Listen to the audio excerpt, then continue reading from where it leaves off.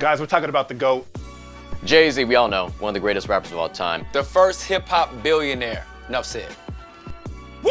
AKA Hove, AKA The Rock. S. Carter, the Ghost Rider. And for real though, JayZ, you think about he started selling out of his trunk.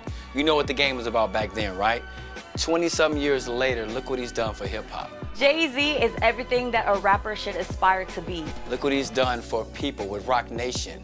He's pushed out ownership. From getting people out of prison to fighting for people for justice in court. He has surpassed music itself. I mean, he's an empire. He's built an empire with his lovely wife, Beyonce. JayZ was something special, man. Reasonable Doubt, classic album. Volume 1, fuck what you heard, classic. Volume 2, fuck what you heard, classic.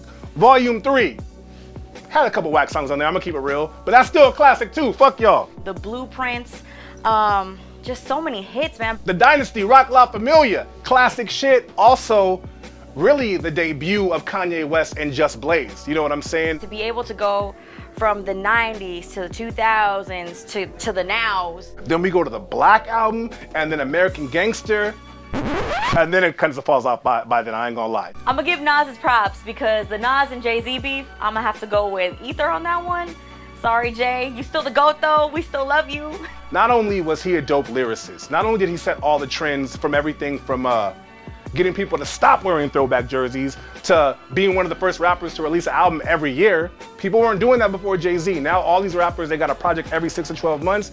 Jay was the first to do that in hip hop, man. JayZ, I mean, he's one of the greatest rappers, but I didn't think that when I first met him.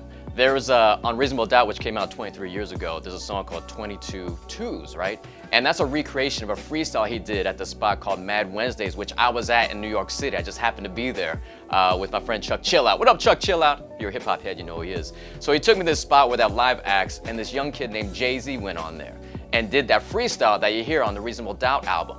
And then afterwards, I got introduced to JayZ.